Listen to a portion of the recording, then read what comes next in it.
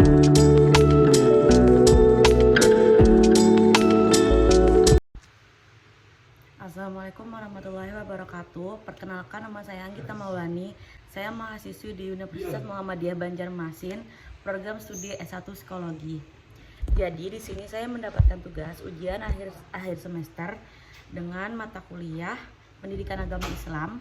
Di sini saya akan mengangkat sebuah pembelajaran dari kitab Wasoya, yaitu mengenai hak dan kewajiban terhadap orang tua, mengenai etika atau adab dalam berteman, dan ketiga adalah etika dalam menuntut ilmu. Ini saya mengambil dari bab yang pada Adrus Arabi yang pembelajaran keempat, kelima, dan keenam. Yang pertama yaitu hak dan kewajiban terhadap orang tua. Wahai anakku, ketika engkau merasa benar ketika berbakti pada ayah ibumu, maka sesungguhnya kewajiban kedua orang tuamu terhadap dirimu lebih berat dari semua itu. Yang kewajiban itu nanti akan dilipat gandakan atas dirimu. Maka janganlah kamu katakan pada keduanya perkataan ah, dan janganlah kamu membentak mereka. Ucapkanlah pada mereka ucapan yang mulia, rendahkanlah dirimu terhadap keduanya serta berdoalah. Wahai Tuhanku, kasihanilah kedua orang tuaku sebagaimana keduanya mengasihiku di waktu kecil. Jadi untuk kita para anak-anak, janganlah kalian berkata ah, ataupun sebaliknya jikalau kalian disuruh untuk membeli sesuatu ke warung, ataupun saat kalian lagi enak-enaknya rebahan terus ibu kalian bilang kamu belikan ini dong ke warung, janganlah kalian bilang ah ataupun kayak gitu, sangatlah tidak boleh. Terus, wahai anakku, lihat dan ambillah teladan dari seorang bayi serta kasih sayang orang tuanya pada anak itu, dan lihatlah susah payah kedua orang tua dalam memelihara kesehatan anaknya, memberi makan dan minum, serta menjaganya siang dan malam, bisa sehat maupun sakit. Sekarang engkau tahu betapa beratnya tanggung jawab orang tuamu dalam mendidik dan membesarkanmu hingga engkau tumbuh dewasa.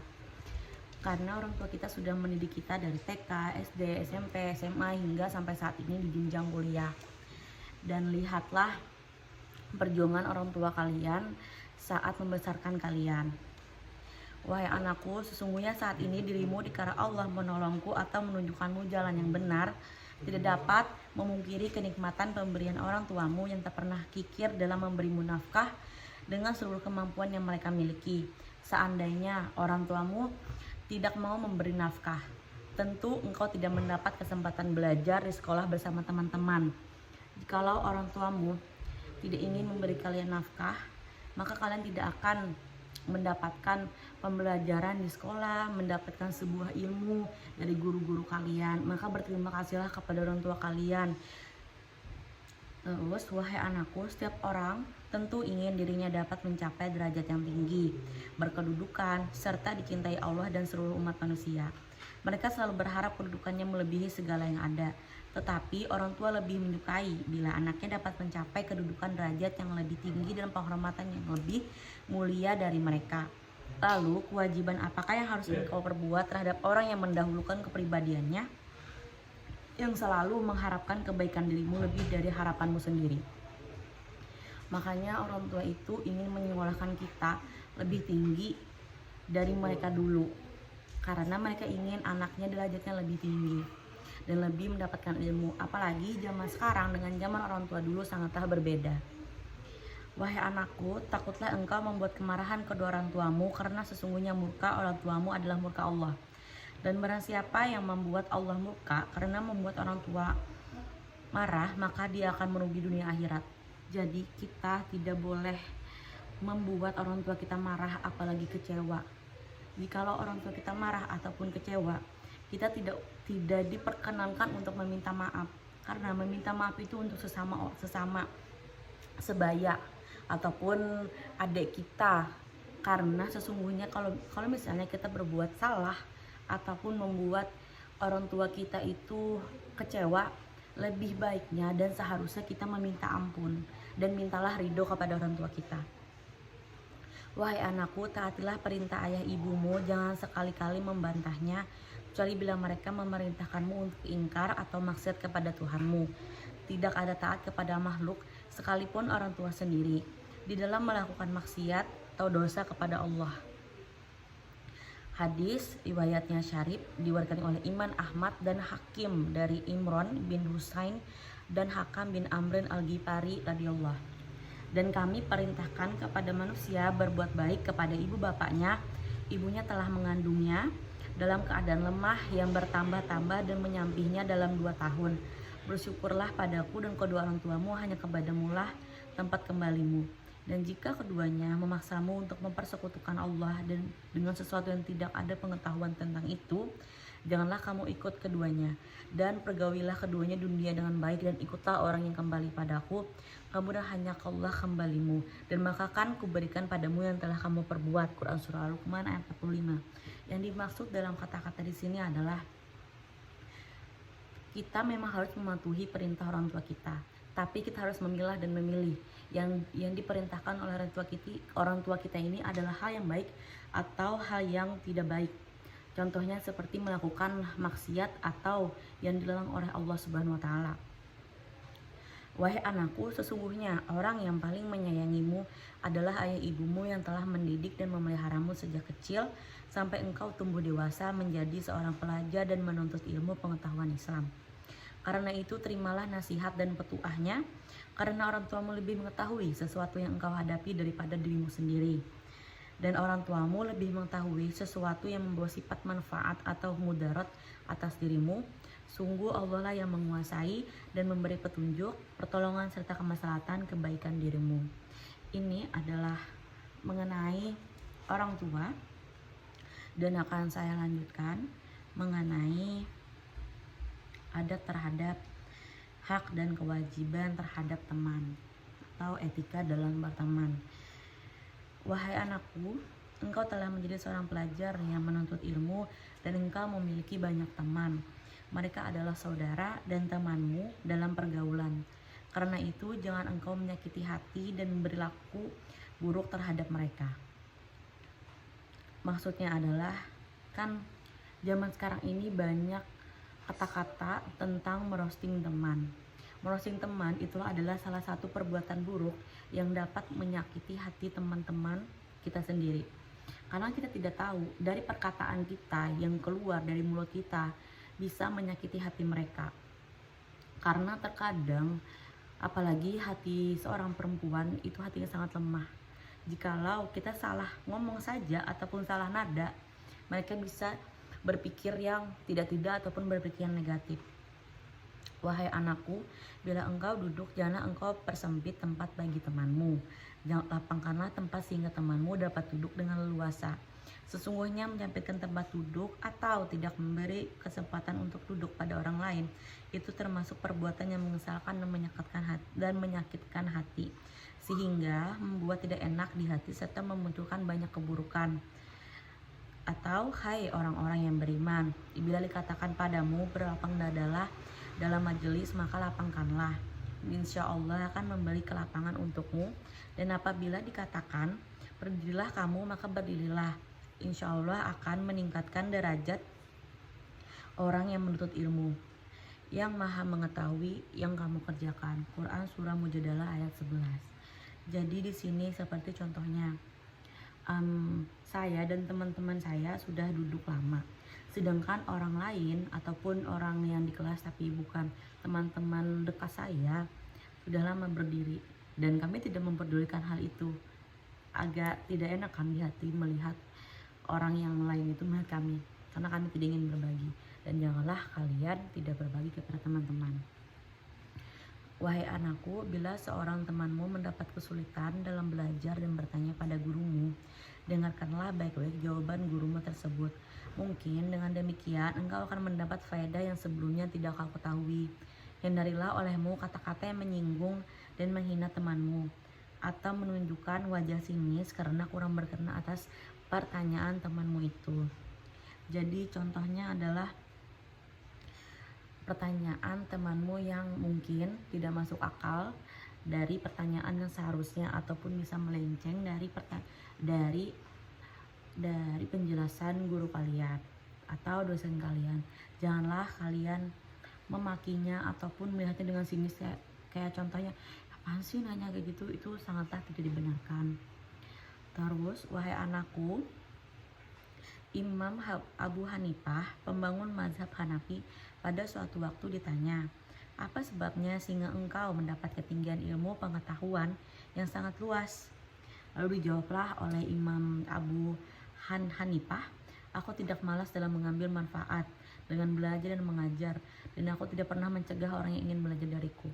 Kita sebagai siswa ataupun sebagai mahasiswi, sebaiknya jikalau dalam suatu kelas kita memahami akan pembelajaran tersebut, tapi ada teman kita yang tidak memahaminya dan dia minta coba jelaskan ulang kepada kamu, dan kamu janganlah pelit memberi penjelasan ataupun mengajarkan teman kalian tersebut, karena itu adalah suatu pembagian ilmu yang telah kalian dapatkan. Terus, wahai anakku, jangan engkau persempit jalan menuntut ilmu bagi teman-temanmu ketika mereka bertanya pada guru tentang masalah yang benar-benar belum mereka ketahui. Bila engkau menghendaki suatu manfaat, temanilah mereka dalam menyimak penjelasan guru, sekalipun engkau telah paham dan mengerti. Contohnya seperti kita lagi ada dalam suatu kelas atau dalam suatu pembelajaran yang waktu ada sesi tanya jawab atau pertanyaan. Teman kalian ini menanyakan hal yang seharusnya tidak perlu ditanyakan ataupun hal yang sudah pasti jawabannya. Tapi kalian harus tetap mendengarkan dan ambillah suatu manfaat ataupun ambillah ilmu baru dari penjelasan dosen kalian terhadap pertanyaan tersebut. Wahai anakku, jika engkau tinggal bersama beberapa temanmu dalam satu asrama, jaga dirimu jangan sampai meresahkan mereka. Bila waktu istirahat tiba, jangan engkau mengganggu mereka dengan suaramu yang keras dengan membaca atau menghafal pelajaranmu. Belajarlah dengan sopan di asrama, biarkan mereka beristirahat dengan tenang seperti ketika kamu beristirahat. Bila fajar menyingsing dan engkau telah bangun dari tidurmu, setelah subuhlah, bangunkan teman-temanmu dengan lembut dan sopan. Salatlah berjamaah, karena salat berjamaah itu lebih utama daripada sholat sendirian. Jadi jikalau misalnya saya sendiri, for your information, di universitas saya mempunyai asrama putri yang ada di belakang universitas. Jadi saya mengikuti program asrama itu dan saya mendapatkan kamar yang 4 orang. Terus jikalau karena saya sudah mengetahui akan ilmu tersebut, jikalau saya ingin belajar ataupun apa, saya akan sebaik mungkin untuk tidak mengganggu atau membangunkan teman saya yang sedang tertidur ataupun yang sedang beristirahat. Jika kalian beristirahat dan teman kalian sedang ribut ataupun melakukan sesuatu, itu sangatlah tidak nyaman dan sangatlah mengganggu istirahat teman kalian tersebut. Wahai anakku, bila temanmu membutuhkan pertolonganmu, janganlah engkau merasa berat untuk menolongnya. Jauhkan sikap membanggakan dirimu bahwa engkau lebih memiliki keutamaan dari temanmu. Contohnya, jikalau ada teman kalian kesusahan ataupun butuh pertolongan, segeralah menolong teman kalian tersebut.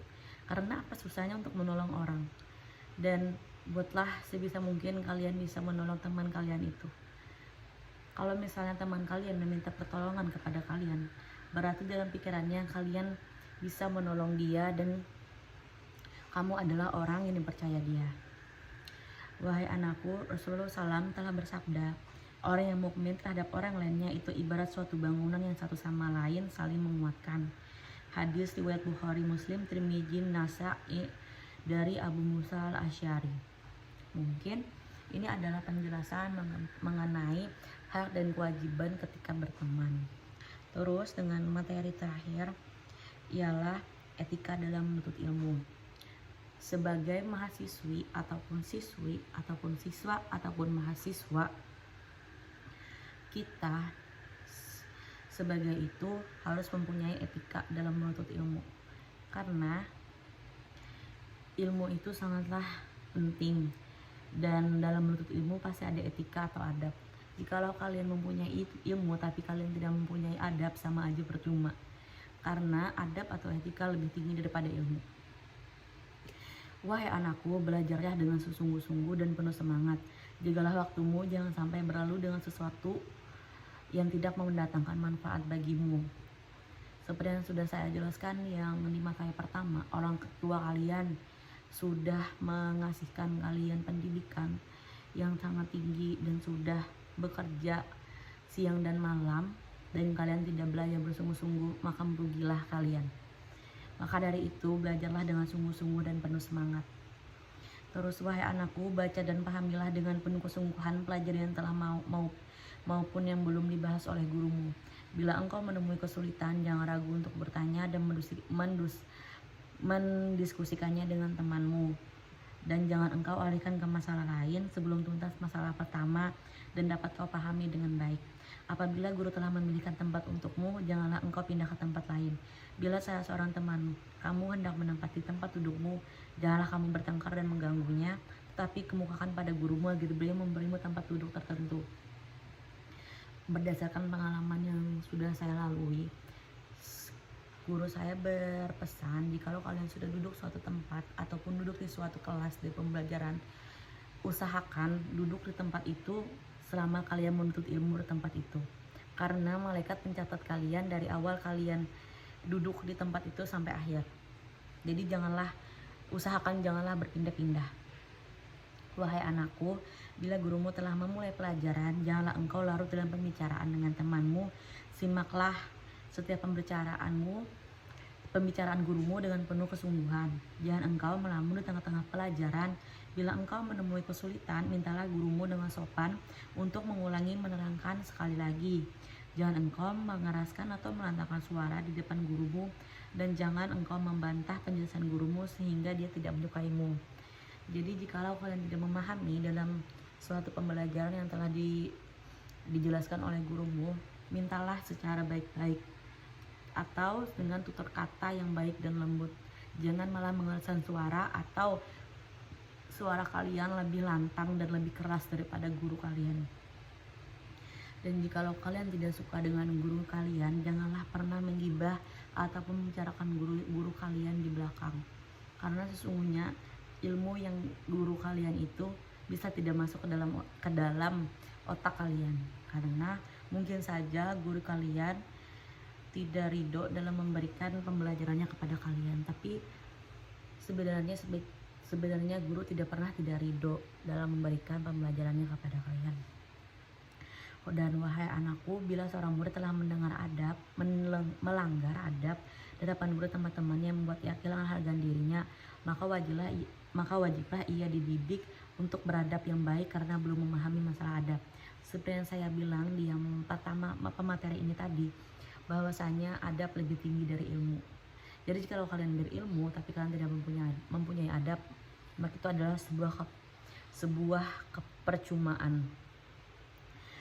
Wahai anakku, tawadu, merendahkan diri dan akhlak yang baik itu adalah hiasan ilmu pengetahuan. Maka barang siapa tawadu karena Allah, akan diangkat derajatnya. Allah akan menjadikan seluruh makhluknya cinta dan hormat kepadanya. Barang siapa takabur dan bercerak, maka jatuhlah martabatnya. Allah akan menjadikan seluruh makhluk membenci dirinya. Tidak mungkin ada orang yang menghormati, memuliakan dan menyayanginya. Dan janganlah kalian berbuat yang tidak senonoh di depan lingkungan kalian, karena mungkin saja perbuatan kalian itu tidak baik dilihat oleh publik. Dan ini adalah yang terakhir, wahai anakku, tidak ada sesuatu yang lebih berbahaya bagi pelajar daripada kemarahan guru dan ulama. Karena itu takutlah engkau, wahai anakku, janganlah engkau membuat kemarahan pendidikmu atau menunjukkan akhlak yang tercela di hadapannya. Terimalah anakku nasihatku ini, carilah keridhaan guru-gurumu, mintalah doa mereka agar engkau mudah dalam belajar. Semoga Allah mengabulkan doa guru-gurumu sehingga tercapai cita-citamu. Apabila engkau menyepi seorang diri, maka perbanyaklah muzarat dan tawakal kepada Allah. Semoga Allah memberimu ilmu pengetahuan yang luas, bermanfaat, dan dengan mengamalkan ilmu tersebut, sungguhnya Tuhanmu maha mendengar dan mengabulkan segala doa yang luas dan kemuliaannya. Mungkin itu saja pemaparan materi yang dapat saya sampaikan mengenai 3 adab atau etika dalam menuntut ilmu dalam orang tua dan teman kalian sendiri. Mohon disimak dengan baik-baik dan ambil hikmahnya, ambil ilmunya, dikarenakan insya Allah ilmu ini sangat bermanfaat dalam kalian bermasyarakat. Mohon maaf jika ada salah kata ataupun penjelasan yang tidak berkenan dalam hati. Saya akhiri. Wassalamualaikum warahmatullahi wabarakatuh.